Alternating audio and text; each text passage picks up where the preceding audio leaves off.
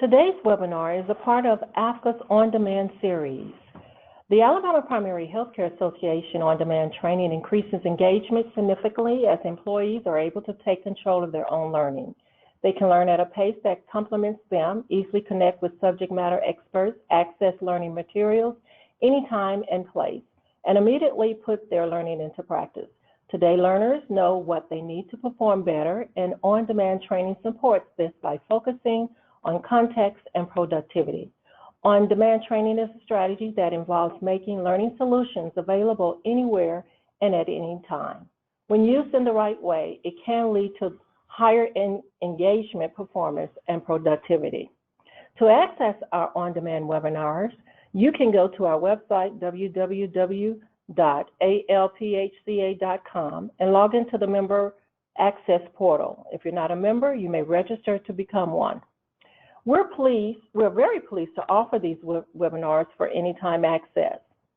As a part of our series, we would like to indicate that the webinar is provided as a training and technical assistance as a part of a cooperative agreement with the Health Resources and Service Administration. Information is provided by AFCA in good faith and in accordance with its interpretation and understanding of related policies and requirements and best practice, but is not provided as, nor should it be construed as legal counsel or clinical practice advice.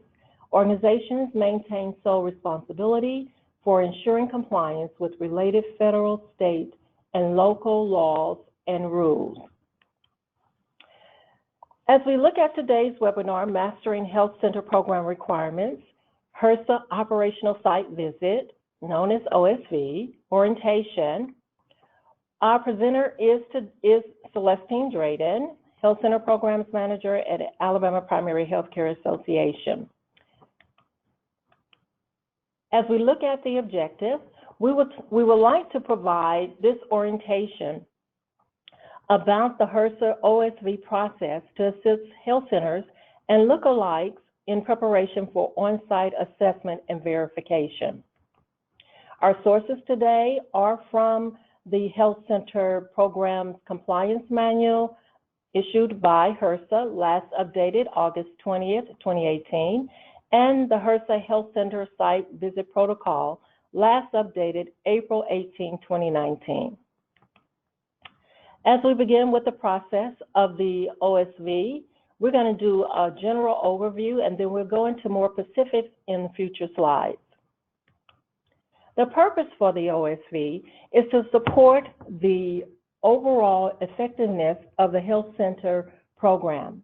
It's also to provide an objective assessment and verification of the status of each health center program, awardee or lookalikes compliance with statutory and regulatory requirements of the health center program.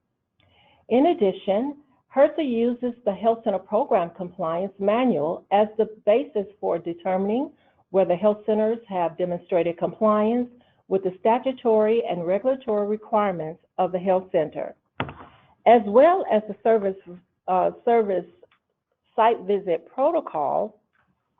This tool can be used for the ongoing assessment and assessing for compliance health center program requirements during OSV. The site visit protocol is designed to provide HRSA the information necessary to perform its oversight responsibilities using a standard and transparent methodology that aligns with the compliance manual. In addition to assessing compliance with all health center program requirements, the OSV also includes sections for the following: an analysis or more performance measures on one or more, and then identification as applicable of promising practices. These are some of the benefits that the OSV provides health centers. One, it produces a standard site visit report on the compliance status of the health center, and then it is used as a valuable resource for the health center, the governing board, and project officer. In addition, the opportunity for on-site technical assistance from the site team that fall outside the scope of the compliance review. This can be done during the OSV process. And once again, as it relates to the on-site technical assistance, that will be done at the health center's request.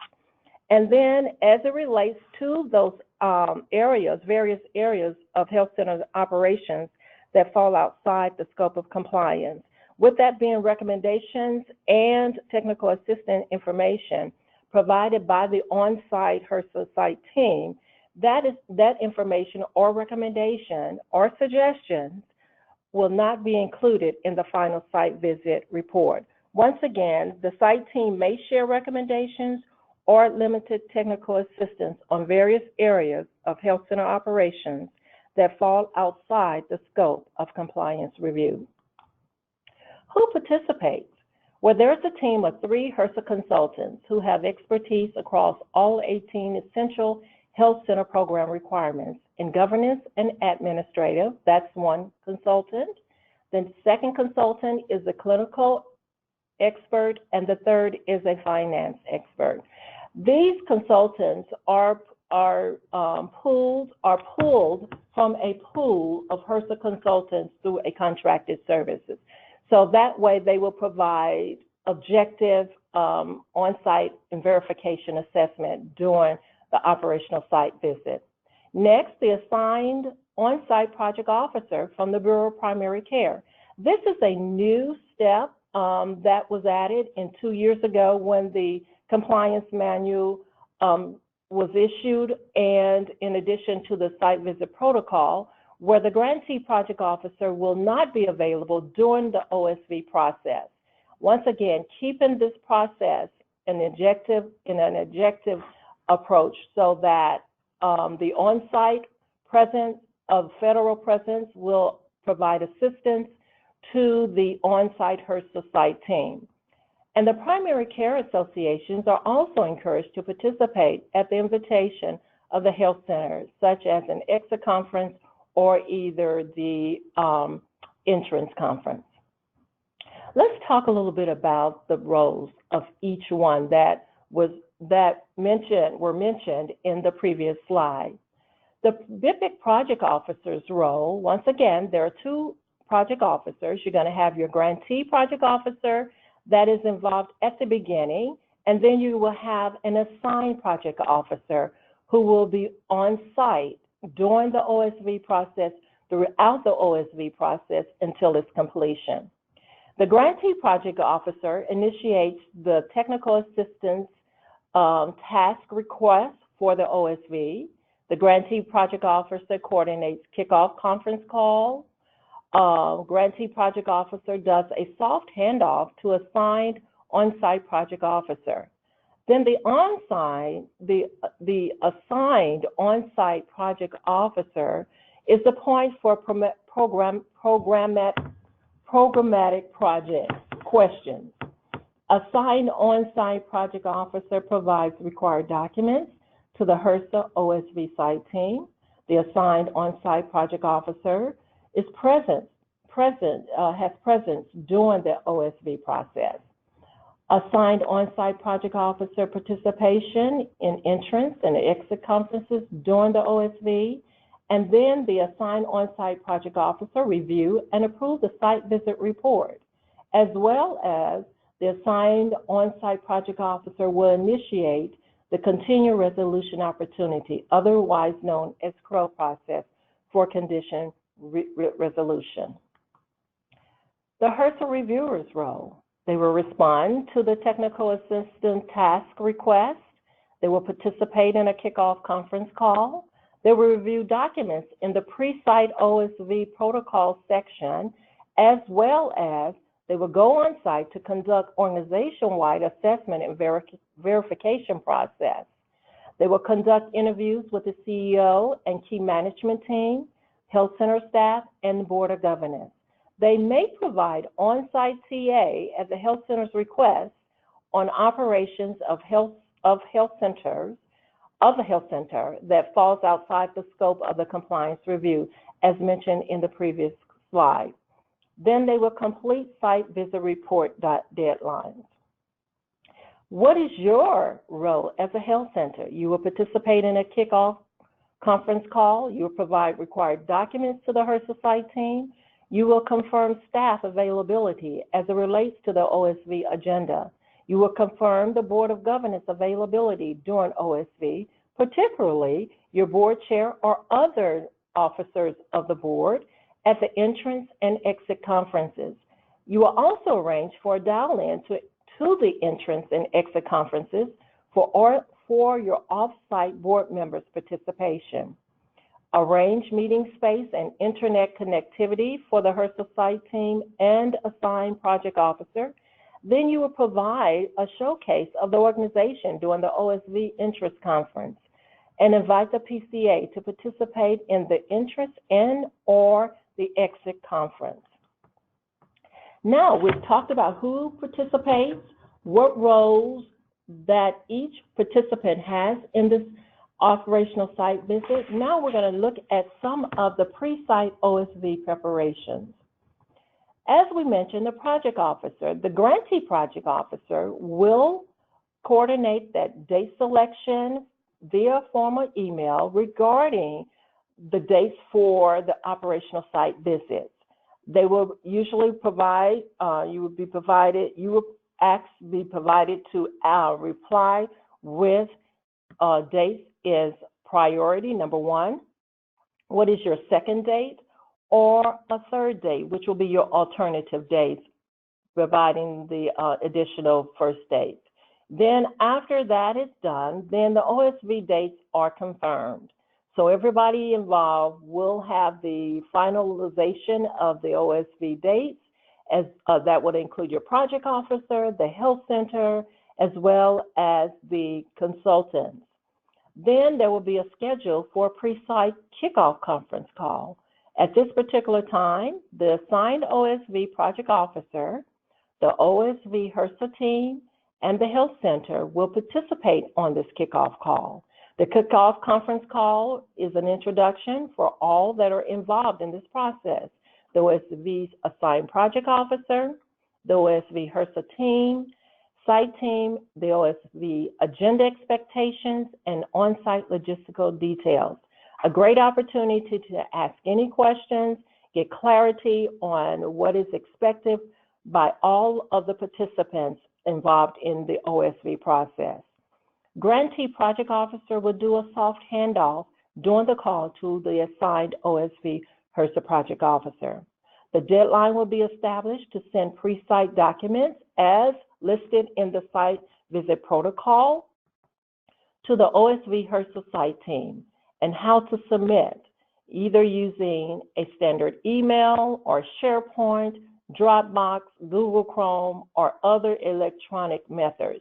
You will need to, once you get that established, then you will be able to do your submission.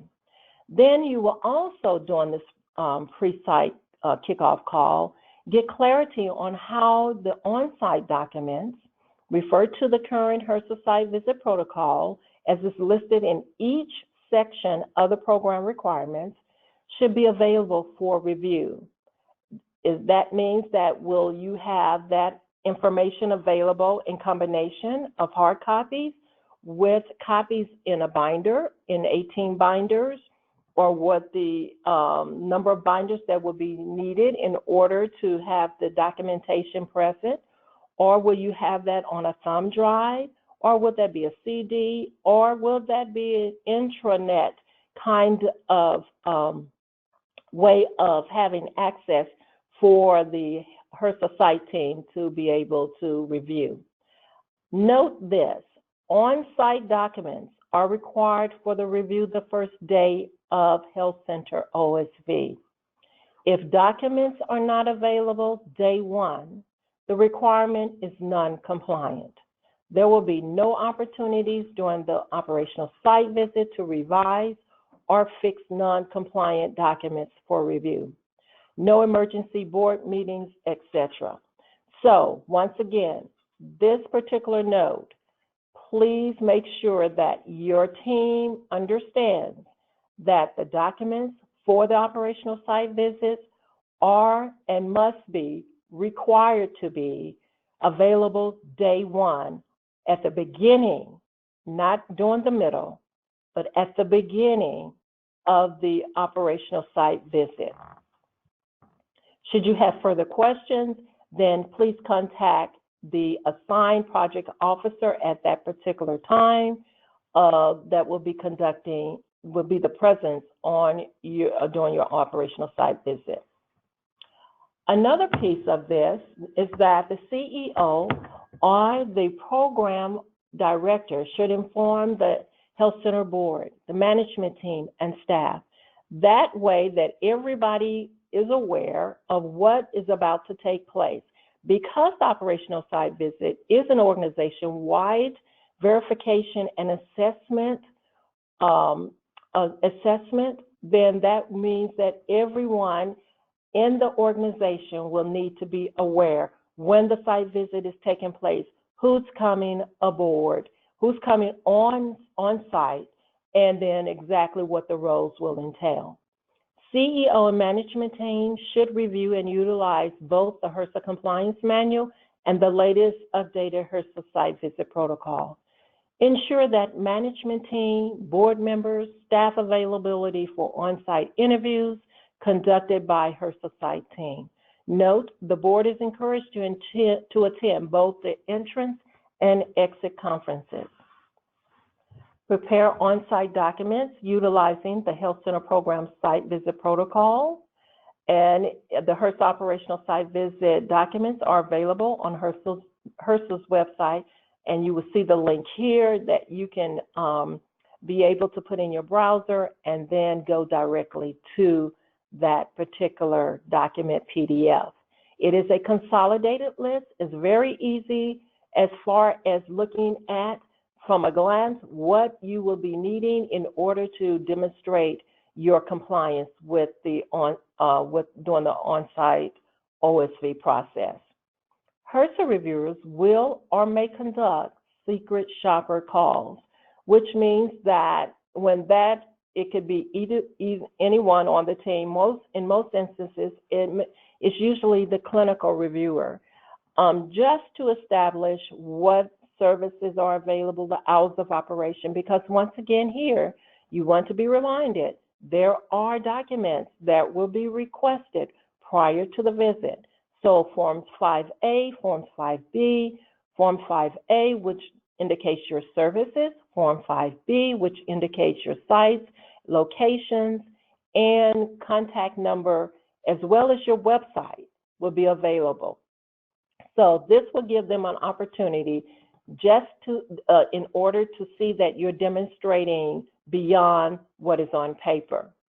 They will identify themselves so that you will know who they are, because as they are doing these shopper calls, they are making note of that, and this will be a part of the exit conference and doing the on-site assessment. Advanced preparation for the on-site performance measure root cause analysis is critical, and that is the diabetic plan that was introduced 2 years ago that you should have in place, and that your grantee project officer is monitoring through the electronic handbook. Now we're going to look at the on-site overview. The overall process. When does this usually happen during a project period? Once, usually, generally, 18 months. Reason for 18 months, it will allow the health center to, if there are any conditions that are cited during the operational site visit, will give them an opportunity to resolve those conditions and be in a position to apply for the service area competition. If there are any unresolved conditions at the time of the organization service area competition, then that will be a penalty. And based upon that, the service area competition grant application will have a penalty as well. So you want to make sure that you're demonstrating compliance at all times as a continuous readiness. How long does this process take place? How long is this process? On-site portion will last 2.5 days. What do you expect? What to expect during an on-site operational site visit? 1, an entrance conference. That's when the on-site project officer will facilitate that entrance conference. This is based upon the agenda that you had developed and talked about as a part of the pre-kickoff call at the beginning. At this particular point, your agenda would have been finalized by both the health center as well as the project officer and the assigned project officer, which is the one that will be on site, so that it will be followed accordingly. There may be some fluctuations with the agenda while on site, but in most instances, the agenda is pretty much fixed. In addition to that, at the entrance conference, the project officer will provide an overview of the OSV and the expectations. Introductions will be made. The health center showcase will be displayed at that time. The entrance conference includes an attendance of the senior and key management staff, as well as the board members and any other board members who may participate by teleconference. Once again, you want to make sure there is a dial-in for those off-site board members, as board members may participate by teleconference off-site. As we look at the 2.5-day process, we talked about the entrance. So as we look at that, the first day will include the entrance conference. It is also going to be the time for document assessments and verification, as well as interviews will start on the first day and will continue the second day, even as a part of the third day, at the top of the third day, in order to complete the process. If there are questions that the HRSA consultants may have, site team may have, and need to have those addressed, that will be facilitated once again with the health center and the assigned project officer. So these are some of the governance and administrative governance areas that the governance and administrative reviewer will cover during its time on site. Now, board authority is ranked in the top 5 for the OSV conditions as it relates to the HRSA 2019. So as we look at that, we see a list of items that are there for the board to ensure that they have for documentation as you are being reviewed by the governance reviewer, and that being your bylaws. That would be particularly the bylaws. As we look at the bylaws, we're talking about those bylaws that may have been updated since your service area competition since your last application. So you want to have your current bylaws available. If the bylaws have not changed, then those will be the bylaws that will be present on site, as well as prior documents to submitted to the governance reviewer. Next will be the articles of incorporation. Then the next piece of that will be the health center organization chart with names of key management staff. That is another area. Then sample board packets. When we're talking about sample board packets, we're talking about from 2 board meetings within the past 12 months. So it depends on when your OSV is scheduled. You will look back within 12 months and have 2 full sample board packets available on site for review.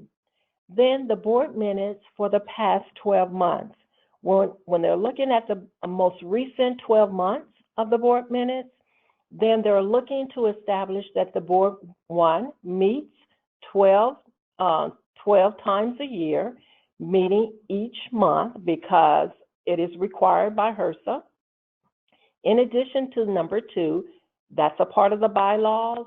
So that means that they're establishing that the board is following the bylaws that the organization, that the board of directors have approved and adopted. In addition to that, they also will be looking at any relevant meetings from the past 3 years that demonstrate board authorities were explicitly exercised in approving key policies on sliding fee discount program, the quality assurance and improvement program, billing and collections, policy for waiving or reducing patient fees, and if applicable, refusal to pay, financial management and accounting systems, and personnel. Once again, these are separate minutes, board minutes of documentation for the last 3 years that will specifically address each one of the items that I mentioned below. So, for instance, if you're having an OSV in 2020, you will look at 2019, 2018, 2017 board minutes and see when was the overall sliding fee discount program evaluated. In addition, just the sliding fee program itself, because that's when once every 3 years that program should be reviewed. Many of you have the annual board to approve the sliding fee scale. That is totally different than the overall program. So that will be one way of establishing when the overall program for the sliding fee discount program was reviewed within 2017, 2018, 2019. If you're having, once again, in 2020, a OSV. And then the others will apply as well for the quality improvement, insurance program, as well as personnel policies. Now, the board committee minutes for the past 12 months. That could be your executive, your finance, your personnel, your quality.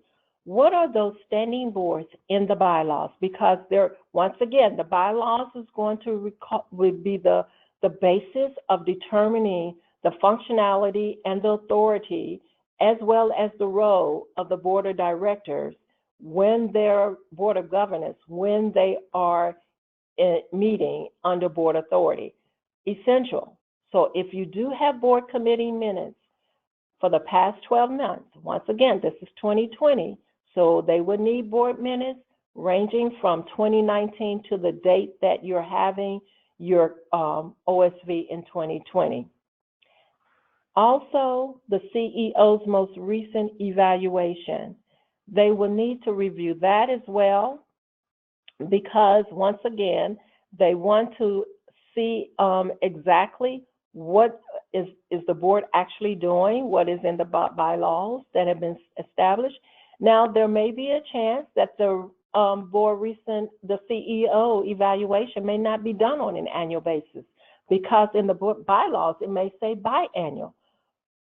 Whenever that evaluation was conducted based upon the bylaws, if it's an annual for 2020, which means that if you're having a OSV at the beginning, let's say in May of this year, then the most recent one will be, and if it's not on the board agenda to have an evaluation of the CEO at the beginning of January of 2020, and the last one that was done was in 2019, because it wasn't in January of 2019, it went past that, and your OSV is scheduled in May, then you want the most recent one. So once again, the example used is that if you're having an OSV May of 2020, you would need the most recent CEO evaluation. The next piece is the CEO's employment agreement. Reason for that, they're trying to establish the purpose of provisions in that agreement, such as the selection process, as well as the evaluation, what is to take place for dismissal or termination in that agreement. Also, we're looking at the agreements with the parent corporation.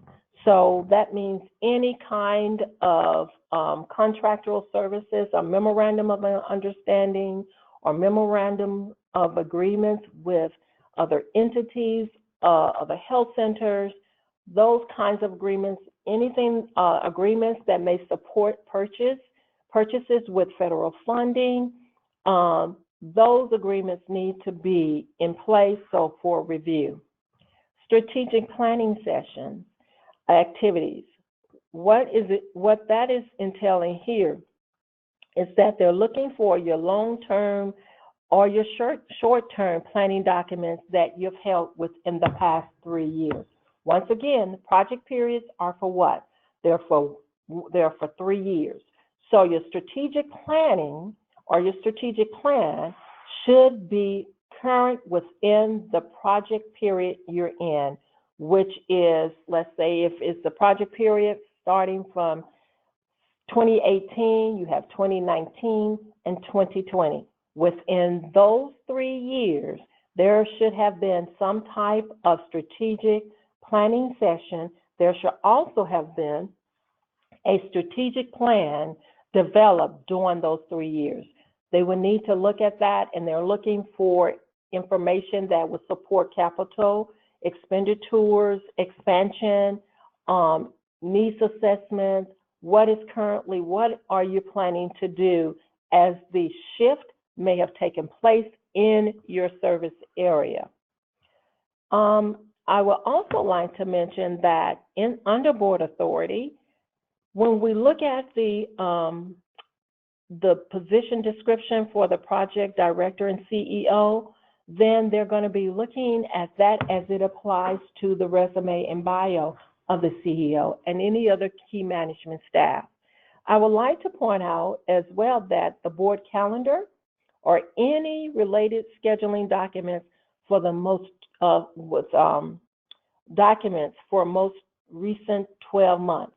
So if you have a board calendar, that will be a board work plan. That will be another documentation that will be provided before this site visit as it was required or requested by the governance reviewer.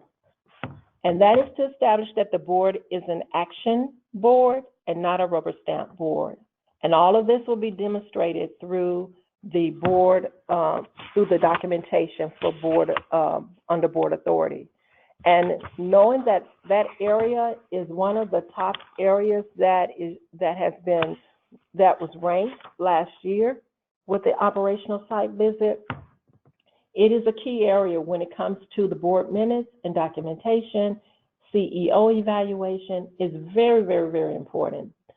Your board minutes are significant because it entails what the action item is on the agenda. Was there a formal discussion about the action item? Then what was the board's decision about that? That is a part of that as well. In the documentation of the board minutes, you're also looking at, once again, what are the required elements under the board authority? Meeting every month, that's established. Number 2, are you looking at the overall operations of the organization? What about the sites and location?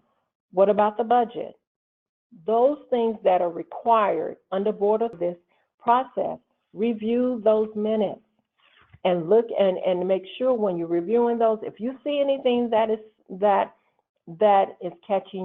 caught your attention, then you want to flag that. You cannot, I want to be very clear, any minutes that have been documented and approved, you cannot go back and change any minutes.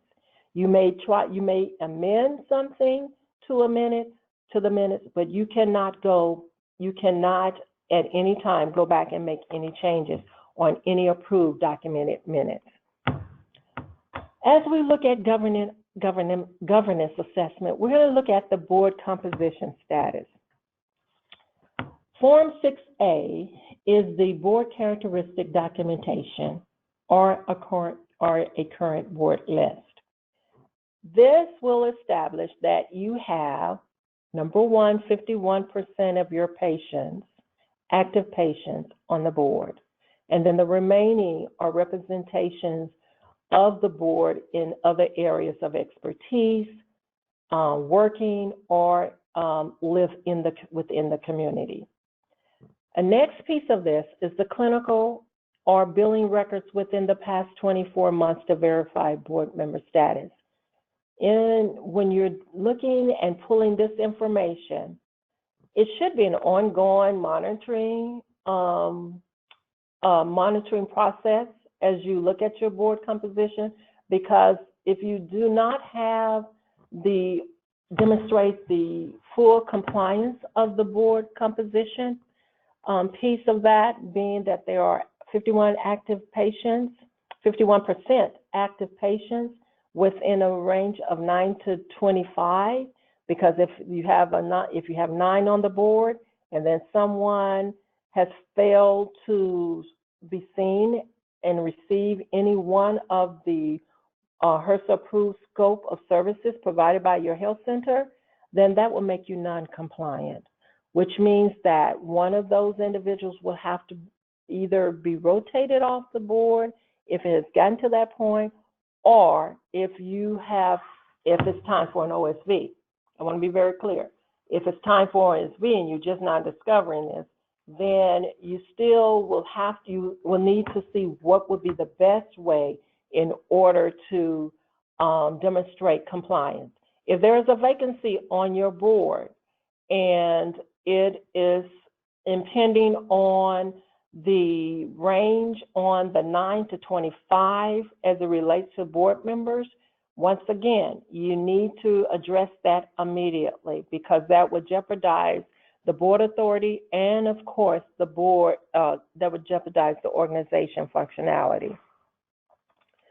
As we look at documentation regarding board member representation, that will include the applications, the bios, the disclosure forms, special populations, if applicable, for HRSA special population funding. As you see at the bottom of the slide, I have documentation.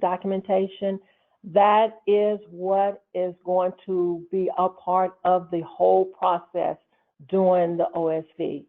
Documentation is demonstrating you are doing. It is an action. It is beyond what is on the paper. So keep that in mind. When you're doing the documentation regarding the board, some health centers have health center profiles. So they will have a complete binder with the application when the board member submitted. They'll go back and see if the information is still accurate, and if it needs to be updated. They will make sure there's an updated application, because that means there is ongoing monitoring. The bios that were submitted with the application, because there are many of the boards that are existing have board members who have served 25 years or even more, have had board members to serve 10 years or more. And the initial application is still on file. And then when it comes for OSV, they realize that it needs to be updated because there have been some changes. Same thing with the bios. You want to make sure that the bios are as current as possible. The disclosure forms, they are required to be a part of the documentation on an annual basis. So that would mean that if you're having a 2020 OSV, you need to have a current disclosure form signed by each board member. If there is a special population funding that you are receiving, such as migrant and seasonal farm workers, or public housing, or homeless, then you need to ensure that there is a representative on your board representing that particular special population, as well as the special population funding. They will go in, and there will be more in depth as there is relating to the special populations. Want to find out a little more about the background. So if you have a migrant seasonal farm worker, what is the background of that particular person that is serving on your board? Get a little more in depth. If you look at and refer to the site visit protocol in the area of board composition, you will see more information as it relates to special populations. Once I would like to also interject here is that this year, which was in 2020, HRSA is expecting to conduct 300 or so operational site visits. So that means they're going to be very, very busy. And if you're one of the lucky ones for this year, then we know that you're getting ready for your OSV process. I think at this particular point in the board composition, again, the bylaws, the articles of incorporation, the corporate organizational chart, all of that will be duplicative in this area. And then I believe at this particular point, we will go to the next piece of that, which would be the clinical assessment. Common clinical review areas by the HRSA clinical reviewer. Once again, no clinical staff ranked in the top 5 for OSV conditions issued in HRSA 2019. As a part of this, the tour of the health center sites and review of the hours of operation and staffing models, such as MDs, PAs, as you see here listed, will be assessed.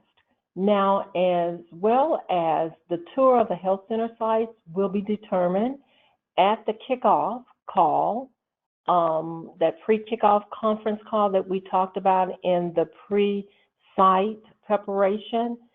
They will be looking at sites that will have different staffing models in them, as well as if there was a new access point or a new site that was awarded within your project period. They'll be interested in seeing, the clinical reviewer will be interested in seeing and touring that site. There have been in some of the operational site visits during the time where the governance reviewer will also tour the site. And then also the finance person, just to see exactly how the sliding fee is determined and calculated at the point of onset when patients arrive for their appointments. So as we look at this area for the clinical review part of the assessment, there will be interviews with the health center staff, your CMO or your clinical director or other clinicians and non-clinicians will be a part of that process as well. When we also look at the credentialing and privileging policies and procedures, CM that is applied here is the compliance manual. This is Chapter 5 regarding clinical staff requirement. This is an area that receives the non-compliance. The status of the files, or how are those status of the files? Are they up to date with different shot records, certificates? Do you have the licenses? All this information that is required, then that information needs to be up to date. Peer review process. How is that peer review process being conducted? There should be a policy. They're going to follow that policy. The clinical reviewer will follow that policy and then see if there is actual demonstration being done on that. What I would like to point out at this particular time, there will be information that will be provided prior to the site visit. For instance, your credentialing and privileging procedures.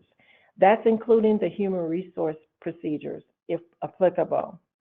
As they look at the website, they're going to want that URL for that so they can go and look at and see what are those services. Once everything is connected, the clinical staff is connected with services that you are providing, required and additional services, as well as the continuity of care. Emergencies, during and after, what does that coverage look like? Do you have the size and appropriate size health clinical staff to support those services? In addition to those that are in column 2 and column 3, what kind of agreements do you have in place to carry out, to ensure, to demonstrate through other entities that these services are being provided to your patients? Current staffing profile, the name, that's going to include the position, the FTE, the hire date, indicate staff with interpretation and translation capabilities, such as bilingual or multilingual. Once again, this is connected to Form 5A because the services will be reviewed for background and alignment of services with staffing. In addition to that, the needs assessment or related study or resources will be applicable in this area. Services that are provided in column 2 or 3, there will be a review of your contracts, agreements, and written referral agreements. The organization will need to provide no more than 3 contracts as it relates to the provider organization, and that will be drawn from the sample that was pulled for the review for your required and additional services. Then there will need to be a prioritization regarding the review of any of those services that are offered in columns 2 for those providers. No more than 3 written referral arrangements drawn from the sample, once again, pulled for the review of the required and additional services. Once again, going to prioritize and review any of those services that are required in column 3, because column 3 is what? The referral column.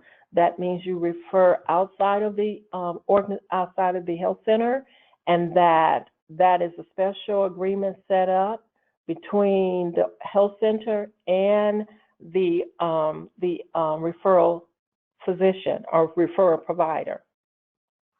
Now, these documents and the list will already be what? They will already be ready day 1 of the on-site visit. Day 1, at the beginning, at the top. So at 9 a.m., that is your startup time. Documents should be in place at 8:59 a.m. Okay? Then the next piece of this is that they're going to do sample files containing your credentialing and privileging information. Here, they're going to look for 4 to 5 licensed independent practitioner files. They're going to look at 4 to 5 other licensed or certified practitioners files. Those are going to be your OLCPs, and if applicable, 2 or 3 files for the other clinical staff. They're looking in that representation when you pull these files beforehand and have ready on day 1. They're looking at them to be representations from different disciplines and sites. So if you have 22 sites and you pull 5 you're pulling samples of 4 or 5 of those LIPs, then that means you need to have a representation from a different site. All of them should not come from one site. In addition to that, directly employed and contracted providers, in addition to those who volunteer, if applicable. Providers who do procedures beyond your core privileges for their disciplines. They need to see that. They need to see that provider information, as well as the newest provider on staff. So they're looking at a cross-reference. They're looking at different disciplines, in addition to those who are initially credentialed and those who are re-credentialed and privileged provider. Then the contract or agreement with the credential and verification organization or any entity used to perform credentialing functions, such as primary source verification on behalf of the health center. So you need to make sure that your primary source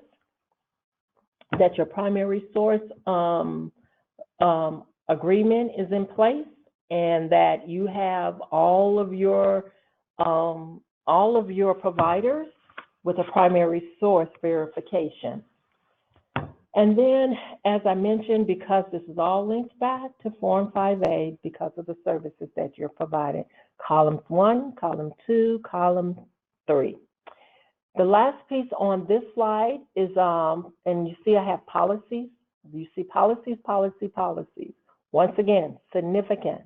Policies as it relates to your credentialing privileging ones. Then you're going to have your electronic health health records implementation, as well as policy for your HIPAA. How do you handle your patient health, patient private health and patient health information? So private health information. So you want to make sure that you have all these policies in place as it relates to your organization. Peer review process policy. Can't emphasize that enough. Policies, policies, policies. Delivery of required and additional services will also be a part of this clinical assessment. As we look at the delivery of required services, they're talking about the comprehensive primary care piece of that. What is that as it looks at what's in column 1? What are you providing and what have you checked in column 1? That means you're actually providing that service directly within your organization. What are you doing if you're doing it in column 2? That means that service is being provided through another entity, a provider that is what? Off-site. So you want to make sure that you have that information as it relates to agreements, policies, documentation. What does that look like? Why is it in place? Because you have these required services and additional services that you are providing for your patients. Then you want to make sure that the tracking and follow-up contracted or referred services, there is documentation, there is a policy, there is also in the agreement that you have, such as labs, x-rays, specialty referrals, your hospitalizations. So there is a track. And then in that tracking process, and follow-up, how is that being demonstrated from the clinical side? And then getting that information back to the patient. You got to show the beginning to the cycle, the beginning to the ending, and the ending being that the patient is informed as to what has taken place, either within your organization, health center, or through a referral process. As we look at this, for those services that are delivered in column 1 of the health center, that is current on your Form 5A services, you are to provide a list of the services to be toured. So that is information that is going to be sent to the clinical reviewer prior to the on-site visit. So sites that are selected are those where the majority of the services are provided directly by the health center. So if the health center has more than one service site, the list must include at least 2 health center service sites to the extent of that geography and time will allow. So once again, you're pulling all this information. You will have all this information ready and available. You will have a system in place so that you will be able to be available with the appropriate staff to assist. Now, at the start, once again, you want to make sure that these services, the required and additional services, as we look at that first bullet, once again, that you have the contracts and agreements. They're going to be looking at least 1 or more, no more than 3. You pull those contracts and agreements for each required and each additional service. That will be in terms for them to assist in reviewing. And then as a health center, you should flag all relevant provisions within that contract that's related to how the service will be documented in the patient's health center record. You as a health center, you can do this ahead of time, less stress. And secondly, and how the center will pay for the service. That is a part of the agreement that should be inclusive in your contracts and your agreements. Then once again, patient records. You'll have those, you'll have about 3 to 5 of those health center patient records already ready who receive the required and additional services. And then this will be within the past 24 months from the contracted provider or the organization. And then for those services that are delivered in column 3, as it is indicated on the health center's current Form 5A, because there are health centers that have submitted a change in scope, and so you want to make sure Form 5A is accurate. Cannot emphasize that. That Form 5A is a significant part of this clinical assessment as it relates to the delivery and of required and additional services. Anything that is not, and you have changed, and you don't see the change on your Form 5A, it is recommended that you review your Form 5A to see that it is up to date, it is accurate as it relates to services.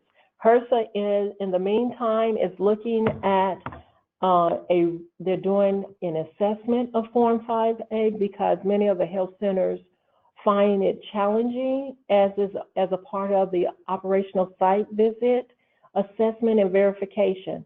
So stay tuned to be listening out for future information as it relates to Form 5A, as it is currently being reevaluated as far as demonstrating doing the OSV process.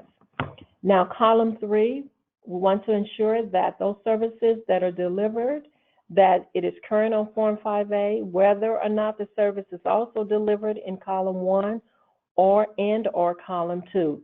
Those referral agreements or arrangements, once again, there will be a review of at least 1, but no more than 3 of those written referral arrangements for each required and each additional services that you as a health center have indicated on Form 5A in column 3. Once again, you will assist in the review by pulling and flagging those areas that are relevant to the provision for those arrangements as it relates to the manner by which referrals will be made and managed, and the process for tracking appropriate follow-up care. For example, the exchange of patient record information, receipt of lab results. Key, this is very key.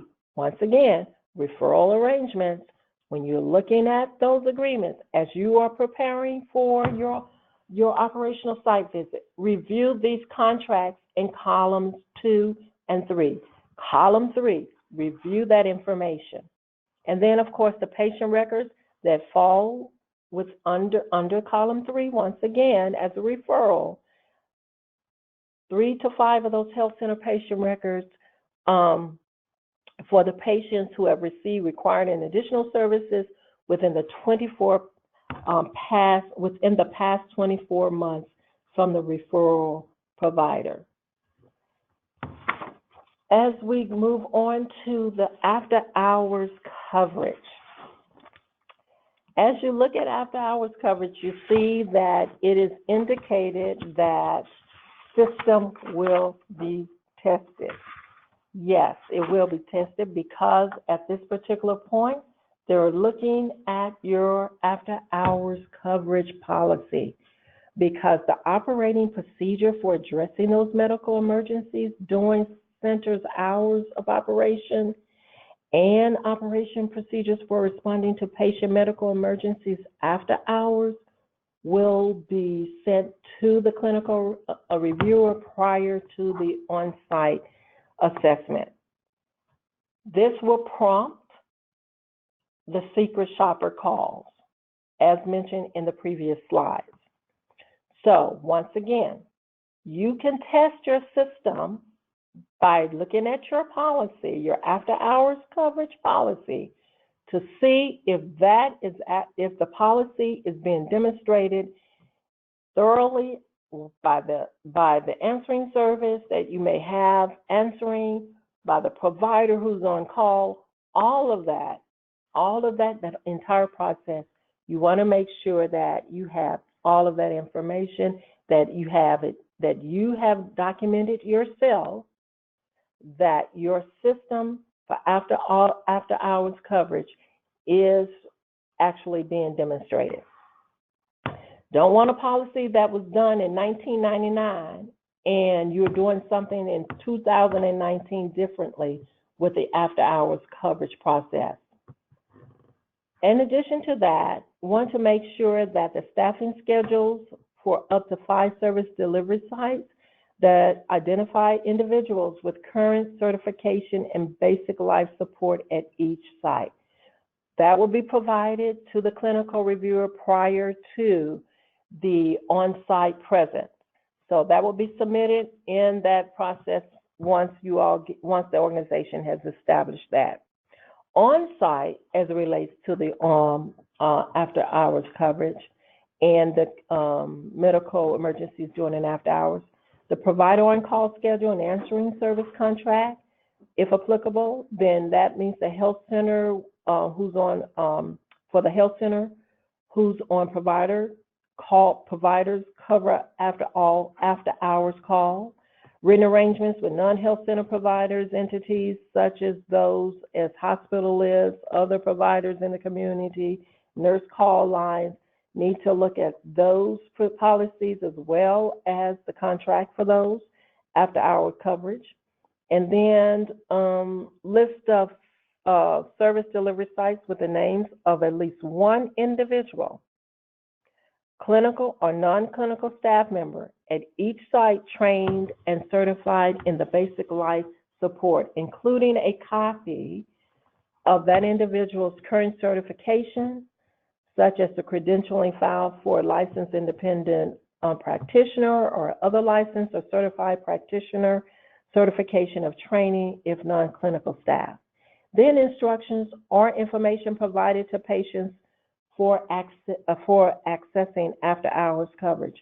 If you have patients that have a different language, such as Spanish or Vietnamese or other than English, you want to ensure that those patients will be able to contact the health center after hours and be able to understand how to do that. What is that process? And that should be also included in your policies. Then you want to ensure, then you will have to show 3 samples of after hours clinical advice documentation in the patient record. So they're going to want to look at that. They're going to need to, either you can provide that with screenshots, that is selected by you, the health center, and then including associated documentation of follow-up. Then for those who have language barriers, want to ensure that there is a process in place where those with language barriers or hearing barriers with disabilities, they will be able to have the contact information in a language or in a format where they can utilize. Posting on your website, what does that look like? Do you have an after-hours number? Is that in several languages? Secondly, on your doors, many of you have your hours of operation on your doors. Do you have the number also included on there for after-hours coverage? As well as any of your brochures, outreach communication brochures. What does that look like? Documentation demonstrating systems, methods of tracking, record, and storing of after-hours coverage interactions, such as logs of patient calls and related follow-up. The next piece is the Quality Improvement Insurance Plan.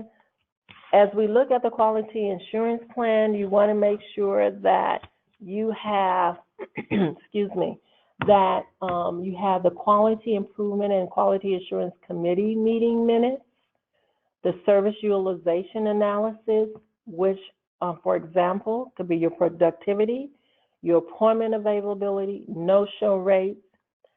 Also looking at the whole quality procedure and processes that addresses clinical guidelines, your standards of care, and/or standard of practice, your patient safety and adverse events, including implementation of follow-up action, patient satisfaction, patient grievances, periodic QI, QA assessment, QI and QA report generation oversight, the systems and procedure for maintaining, monitoring the confidentiality, the privacy, and security of patient records.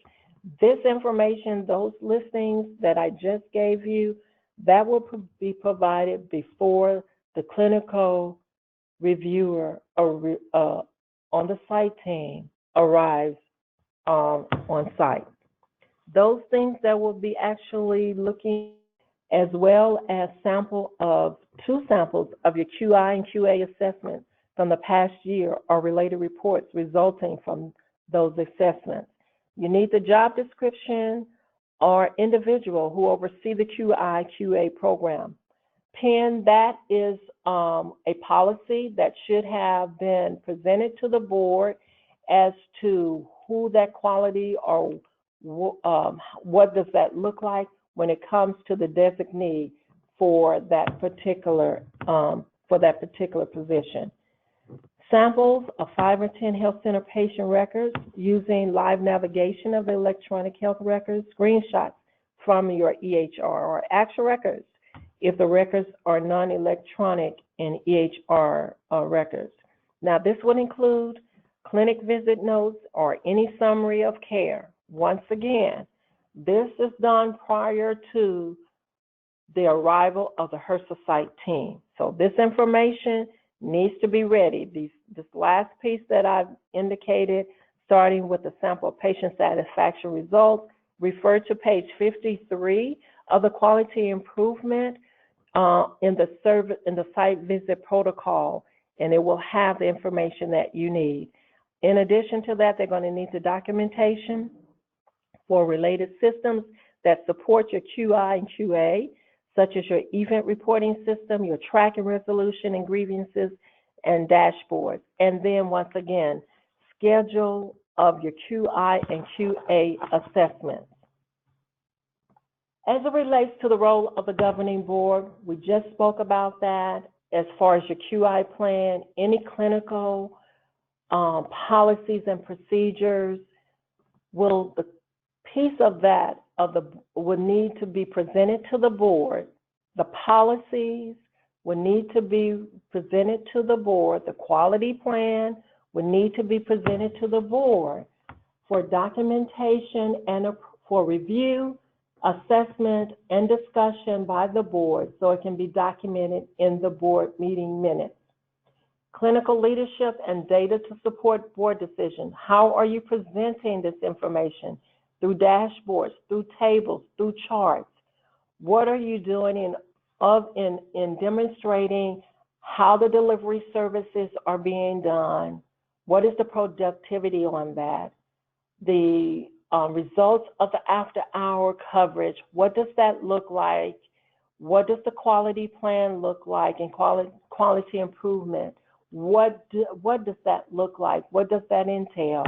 So it's an ongoing process. Documentation, policies, documentation, policies.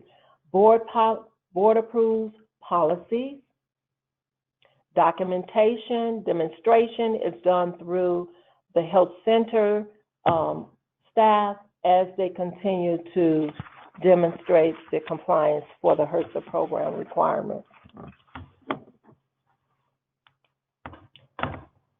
The last piece of the clinical assessment is the performance measure analysis. Here, this is where the health center should prepare in advance for the on-site performance analysis discussion on the current UDS, which is the UDA data systems, on the diabetes data. You submitted that at some time 2 years ago because it was required to start the diabetes plan. And so at this particular point, there will be a time on the agenda set aside to see where you are with the diabetic plan as submitted and being monitored through the electronic handbook, through your grantee project officer. This will be contributing and restricting factors, any planned or ongoing performance improvement activities, and the documents to be provided at the start of the visit once again, and be prepared to discuss with the reviewer or reviewers during the site visit. Then the FTCA deeming requiring compliance. Please note, if there is a condition that is issued in the credentialing and privileging policies or any implementation regarding the QI or the QA plan, then it will may cause a delay for your FTCA coverage. So it is a cascading event as it relates to the assessments, when we're looking at the full scope of the verification process and validation process when the HRSA site team is on site. Next, we're going to look at the financial assessment.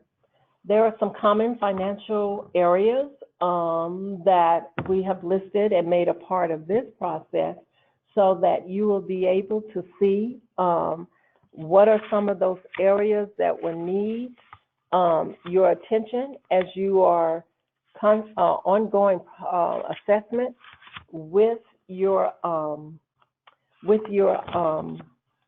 organization.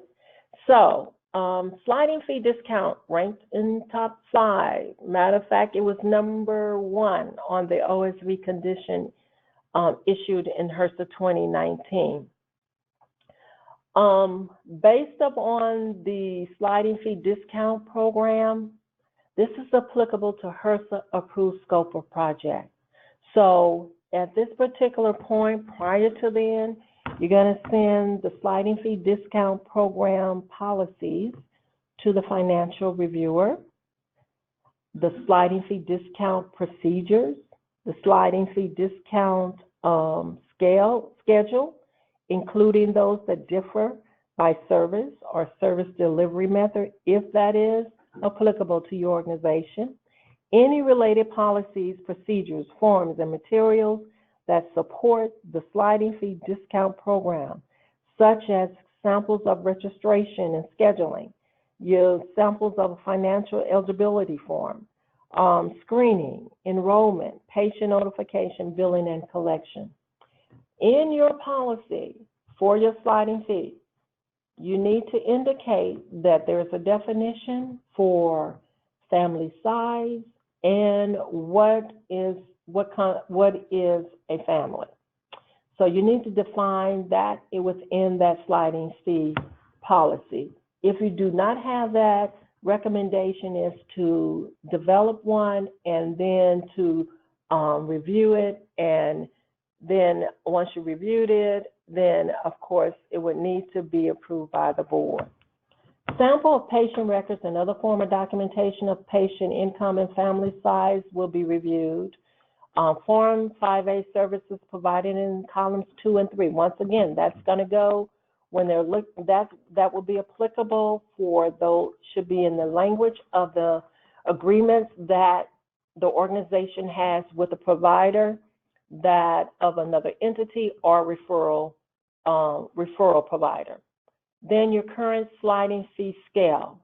So you will need to ensure that that current sliding fee scale is for all of the HRSA approved scope of project that you have checked in columns 1, 2, as well as 3.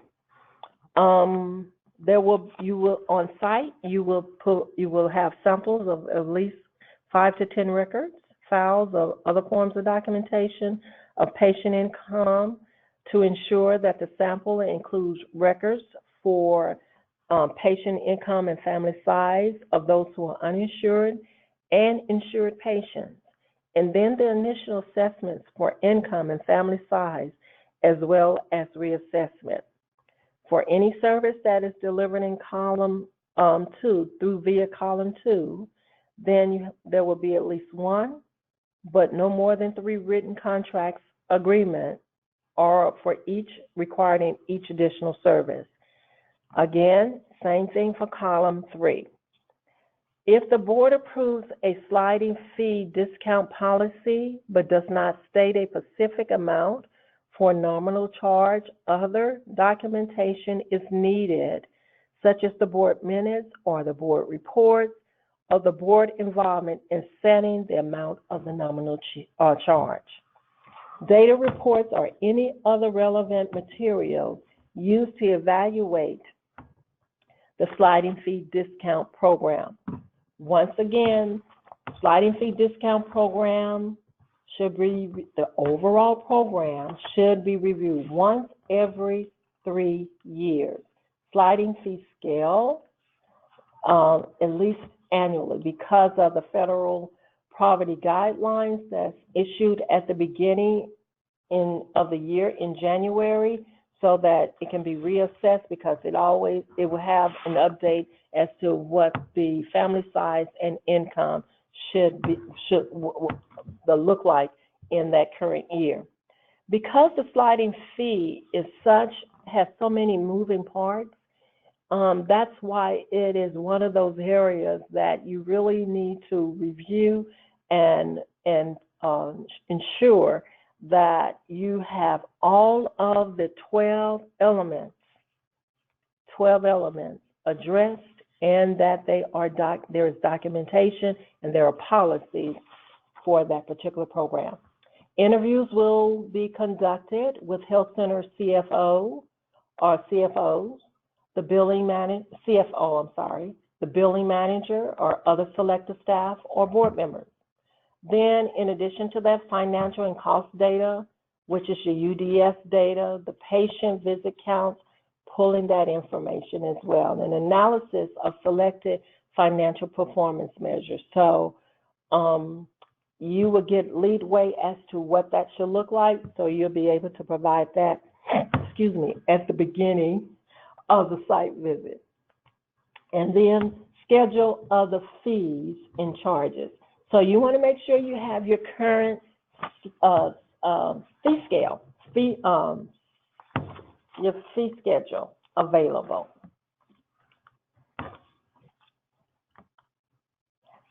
Financial assessment. We're talking about financial management and control policies. So this is an area that quite naturally will require some in-depth assessment and review as a part of that. So as we look at that, we're talking about exactly manuals and documentation of the financial management system. And that could be, when we're talking about that, that's your financial accounting software, your practice management systems. And some of now it may be through the health center may have contracted some of this or all of the financial management systems. It may be contracted out or carried out via a health center control network. However that is done, you still need to have documentation, you need to have policies, documentation and policies. Then sample of periodic financial reports to the board and key management staff. How is that being reported to that? So on site, you would need to make sure that you have selected from the past 6 months with wherever your OSV is coinciding to include the most recent interim financial statements. So you want to ensure these are the reports that are going up to the board for approval, for review and approval, for discussion, and then your key management staff will be able to use this as a part of the decision-making process as well. Sample of source documentation. That means financial records, receipts, invoices to support any expenditures made under the Federal Health Center Program Award for the last quarter. That information will be presented on site. Age accounts receivable and age accounts payable. That will be provided at the beginning of the on-site assessment. And that should be of your most recent interim financial statements. Now, the information that will be going prior to the site visit to the financial reviewer will be procedures for drawdown, disbursements, and expenditures of federal award funds. This may include in the financial management and internal control procedures or may be separate, as well as policies and/or procedures that govern and track the use of non-grant funds, if that's applicable. Then the annual audits and management letters, there will be a request for 2 most recent annual audits and management letters. I want to also indicate as a part of this, and I did not address it in the other areas, but the information that you're sending, those documents that you're sending prior to the site visit, they're reviewing that information. And they will also be reviewing that same, in addition to what they may have flagged in the early assessment. When they're on site, they will be looking, you will need to have this information as well as a duplicate on, as well as the hard copy or copy readily available while they're on site. Documentation policies, financial assessment. The other piece of the financial assessment will be the budget. As we look and talk about the budget information, then we're talking about the updated annual budget for the health center project. That's in case that the budget was updated since the last application submission to HRSA.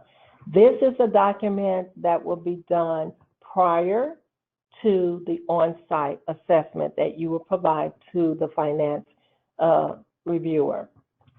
Financial management procedures, that will be the context and background on the budget development process. So this will be another area where they will be where the financial reviewer will be requesting that prior to the on-site assessment. And then once again, I mentioned earlier in the slide before, the most recent annual audit and management letters or audited financial statements. And now on site, as we get ready to close out the budget piece of this, is that the budget that will be provided at the start of the site will be your budget to actual comparison reports for the current fiscal year and the year prior, the prior fiscal year. So if your current fiscal year is 2020, then you would need that budget. And then you would need the budget for the previous fiscal year, which is in 2019.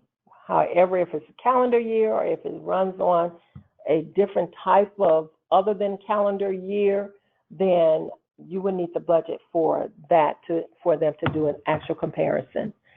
And then separate organizational budgets, if applicable, in situations where the health center has an organizational budget that is separate from the budget for the health center project. What is needed here is the overall total organization-wide budget. So you want to make sure that you have that information, that you have the budget.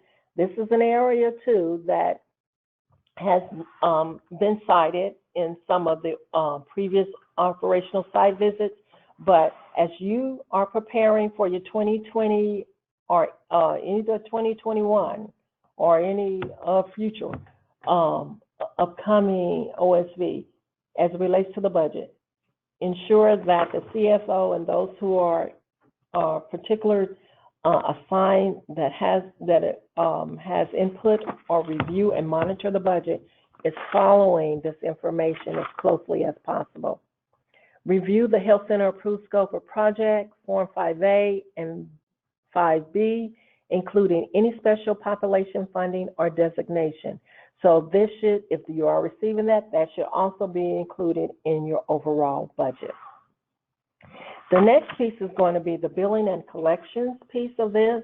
As we continue to look again at policies, the board, as far as the board of directors are concerned, they will approve the policies as it relates to billing and collections. This should be once again reviewed the overall at least once in 3 years. So As you update the policies for this, once again, you will go back in the last 3 years and you will pull documentation and have it readily available at the beginning of the site visit for billing and collection policies that the board approved, for instance, in 2017, billing and collection policy in 2018, billing and collection policies in 2019. You will flag that. You will, what means by flag, you will put a sticky or however you need to indicate, so the reviewer will not have to go and search and find the information. That's why you're getting prepared early, so you will have the readily available information, documentation there at the beginning, and you and will be aware as to where it can be easily accessible for the HRSA site team. Samples of claim submissions. That will be another area that you will need to on site that you will provide. That's initial billing dates to service dates. For the sample, there will be randomly you can randomly choose 5 records of patient visits reflective of the health center's majority third-party payers from across at least 3 unique services, such as routine primary care, preventative, dental, behavioral health, obstetrics, for a total of at least 15 records to be reviewed. This is on site. Sample of billing and payment records. These are for charges requested from patients. Once again, randomly chosen by the health center, 5 records for patient visits from across 3 of those unique services that you're providing, for a total of 15 records to be reviewed. And this would ensure that the sample includes patients that are eligible for the health center's sliding fee discount program, which would indicate incomes at or below 200% of the federal poverty guidelines, and if applicable, include records for patients that are not eligible for the sliding fee discount. That's income above 200% of the federal poverty guidelines. Then sample of 2 or 3 billing records where the patient fees were waived or reduced.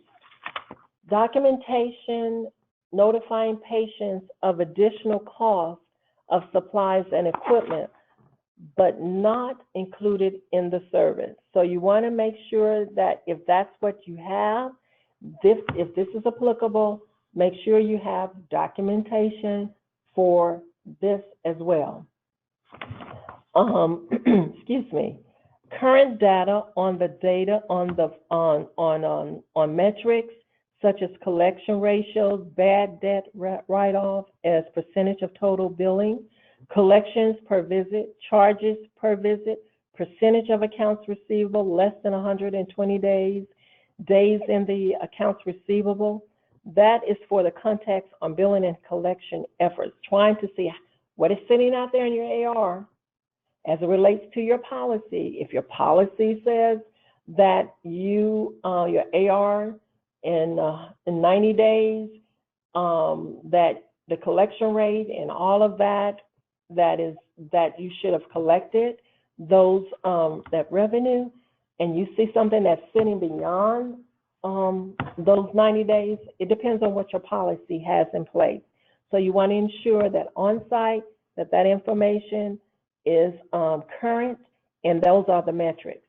Now, prior to the reviewer coming on site, the billing and collection piece of this, you will send samples of or copies of the registration form, screenshots, or however you want to display that, the eligibility requirements, outreach and enrollment procedures, your current fee schedule for each service area that covers medical, dental, behavioral health, etc. Then your billing and collection policies or procedures and systems, current billing and collection policies or procedures and systems that would include the provision to waive or reduce fees owed by patients, third-party payer billing procedures and contracts, refusal to pay policy if applicable. If that's what your board has approved, you want to make sure that's in there. Procedure for notifying, once again, patients of additional costs for supplies and equipment related to but not included in the service. And then a list of providers and program site billing numbers for Medicaid, for CHIP, Medicare, or any other documentation of participation. Example, for your individual provider NPIs. That is information you'll send prior to the site team coming on the first day. Contracts and subawards. Want to ensure that the contracts and subawards are in place, and that the reports and records of drawdown, what does that look like? What is the policy for that? You'll need samples of those sample contractors selected from the list provided before the site visit, as well as documentation of prior approval for contracts for the performance of substantive work under the federal award. So in addition to this, your procurement policy, what is your current procurement, purchasing, and procurement policy? And then you want to make sure that it complies with the federal procurement standards, including a process for ensuring that all procurement costs directly attributable to the federal award are liable, consistent with federal cost principles. You will, prior to that, that you will send again to the financial HRSA site team reviewer, will be the procedure in purchasing and procurement, if applicable, or separate procedures for contracting and contract management, your most recent annual audit and management letters, different contracts that are supported by the HRSA approved scope of project for goods and services that you're providing. A complete list of those contracts will also be a part of that.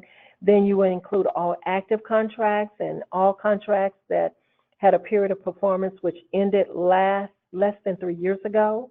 And in that list, you need to include all of the following information as it relates to each contract: whether the health center utilizes federal award funds to pay in the whole or in part of the contract, contractor, contract organization, value of the contract, if there is a federal share, state the federal share amount, a brief description of the goods and services that are provided, and period of performance time frame, such as ongoing contractual relationship, specific duration. Conflict of interest. As we look at conflict of interest, documentation containing health center standard of care. So this information, that would apply to a minimum of is procurement paid for in whole by the federal award. So this will apply to all health center employees, officers, board members, agents involved in the selection, award, or administration of such contracts, require written disclosure or real or apparent conflicts of interest. It will also prohibit individuals with real or apparent conflicts of interest with a given contract from participating in the selection, award, or administration of such contract.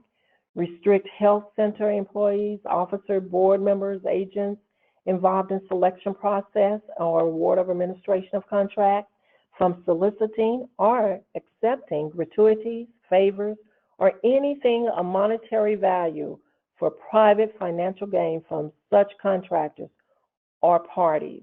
Enforce disciplinary actions on health center employees, officer, board members, and agents for violating these standards. And once again, the documentation for the standard of care is conduct. Is this an annual conflict of interest, that disclose conflict of interest form signed by all of the members of the health center staff and board members, volunteers. If that is what's stated in the overall policy, please ensure that that is current. Prior to this too will be submitted, once again, to the finance reviewer. Prior to then, you will need to submit under this area, procedures for purchasing and procurement. We talked about that earlier. Again, the same thing that was for the budget and for billing and collections as it relates to recent annual audits and management. Now, once on site, then they will need to look at the documentation as it contains the health center standards of conduct. That will be the articles of incorporation, the bylaws, the board manual, employee manual, the policies and procedure disclosure forms. So if they're, like I say, if their overall policy, if the overall policy says that they sign it annually, you need to make, the organization will need to ensure that the current one is in place.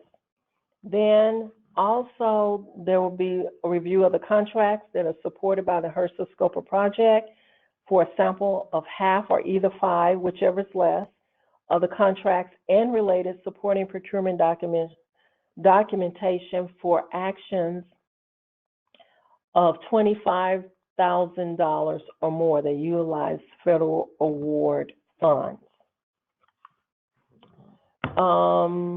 And then agreements with parent cooperation affiliation.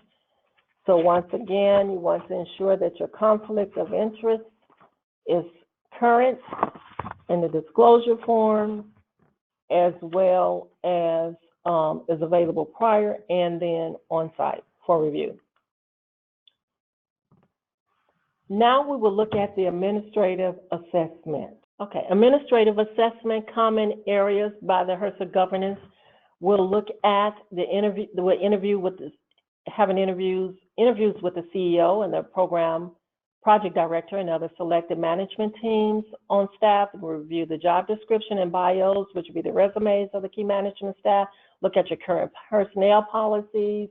Once again, was that documented in the board minutes? Go back 3 years. Make sure that you have that information and your current selected personnel files with the health centers will provide CEO performance evaluation and W-2 form, that is to validate that the CEO is a direct hire of the by the health center, and then most recent needs assessment or related studies or resources, your Form 5B, service sites. Want to indicate on Form 5B service sites, the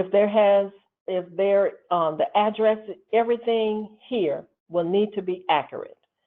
That means address, telephone number, number of hours, total hours based upon the hours of operation that you have already indicated in some of your outreach brochures, as well as the website and other information of your hours of operation and location. Patient satisfaction surveys, how they're conducted, what are you doing with those results, how they've been reported through to all levels, that means through management, staff, other levels that you may have in addition to the board. Then the UDS service area map, that is to designate that in the service area we'll have the zip codes that will be used for the patient origin to validate that information. Documentation of established collaboration with other providers and organizations in the health center service area to see how those collaborations are being done and how those relationships are instrumental in working with your health center and carrying out those services that you have, and then those enabling services. How are those being delivered to your patients? Documentation of coordination effort with other federally funded and state and local health services delivery projects and programs. Other health centers have other coordination of care being delivered with other health centers in the area. want to see that documentation. Review sample of program requirements that are generated by the health center for the governing board or the key management staff. Once again, this information is vital for patient service utilization. That is ongoing to see because you also use that as a part of a trending and as a part of a trending pattern to see how to get a pulse of the patient population, then your overall health center clinical, financial, and operational performance. How are you doing as a health center overall? Because you're talking about the overall health center project. Exit conference. Now they're wrapping up. So the visit wraps up typically midday on the last day of the visit. The assigned on-site project officer will facilitate the exit conference and do the soft handoff to the HRSA OSV team lead, which will be one of those individuals. It could be the clinical, governance, and admin person, or it could be the finance person. That will be determined. And then at the pre-site conference call, the kickoff call, you will also know who the team lead will be. And the other review is to begin with preliminary findings, and then the preliminary findings that will be discussed and recommendations for the resolution and our additional technical assistance to be provided. After the preliminary findings are shared during the exit conference, the assigned project officer will provide further details regarding the final site visit report. The exit conference includes the key management staff and board members and the PCA invitation to attend, and board members may participate by teleconference. Demonstrating compliance that will be provided in this preliminary report of the site visit. Each health center program requirement elements, there are 96 that are being evaluated and being assessed to be validated during these 2.5 days. And they are either yes as a compliance, demonstrating compliance, no as demonstrating compliance, or not applicable in demonstrating those. And that will be determined by the HRSA site team based upon their review and assessment of the statutory requirements through your documentation, your policies, and policies. HRSA monitors the remaining 5 elements internally as noted in the site visit protocol guidance. Elements of the sliding fee discount program and board authority are the most commonly cited health center requirements on OSV, and this was cited by the OSV Strategies for Success from HRSA and the health center perspective as the NAC policy and issue form in March of 2019. If compliance is demonstrated, information is provided to the health center, which indicates why the health center program requirement is yes. And although an HCPR may be designated as compliant, it is an opportunity for recommendation, suggestion to the health center to continue improvement in demonstrating compliance, and then promising practices are there. For conditions, then non-compliant program requirements are precisely addressed and the elements are identified as a part and what the recommendation is, specifically how to provide direction to those health centers on what action needs to be achieved as far as compliance. After the OSV, the HRSA lead reviewer will initiate a correspondence request to the health center program or project director or authorizing official to address the areas of program non-compliance identified in the draft of the site visit report. And then once that's done, the PD or the AO will respond and to the request in the EHB to provide those details addressing non-compliant elements, and then the health center can attach the documents to support the response, and the new HRSA process is the compliance resolution opportunity referred to CRO. The health center will have, after receiving that request through the CRO process, will have 14 calendar days to submit the required information. If you need more information, you can visit HRSA's www.hrsa.gov for more information. The assigned OSV project officer will continue to work with the health center until the OSV process is submitted, report is submitted, and conditions resolved. What to expect after you receive a final report, 45 days, conveying what those finals and the final compliance and demonstrating those following the completion of the OSV. And then if there is, if a health center has not resolved all the conditional on its award before submitting its service area competition application, then the next project period will be 1 year. The health center will submit another SAC application within the year. The health center will receive an OSV during the 1-year project, and then the health center will receive an OSV evaluation to complete for feedback as it relates to critical improving the process and overall success of the program. So based upon the conditions, if there aren't at the time of the SAC, then there is a program conditions library also available on the HRSA website. The takeaway from this orientation is preparation is the key.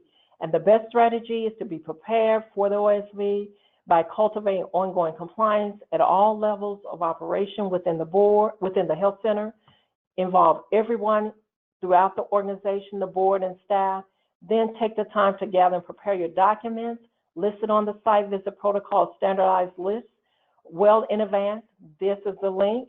Follow the document naming convention and upload it to a secure place accessible for the HRSA site team. So for instance, if you got sliding fee for that convention, then you will put all the documents and upload it there so that all the HRSA site team will have, if it's on the intranet, if it's on a thumb drive, however that may be. Missing documents may significantly impact compliance determinations. Note on-site documents are to be ready for the HRSA team day 1. Ensure the latest HRSA site visit protocol dated 4/18/2019 is the version that the health center is utilizing. In the meantime, if there is another release, then that will be the current site visit protocol. HRSA staff will make the final determination regarding whether a health center meets programmatic compliance requirements after an OSV. These are some of the orientation acronyms that were used for this OSV process. Here's the HRSA resources that you can access as well. As stated before, please feel free to contact AFCA if you have a schedule for HRSA upcoming OSV in the coming months regarding technical assistance support. And in addition to that, AFCA has developed a short OSV pre-assessment survey that organizations can complete to provide the technical assistance, our technical assistance team, input at the time for on-site. Visit www.alpch.com to access this webinar. And once again, thank you for your time.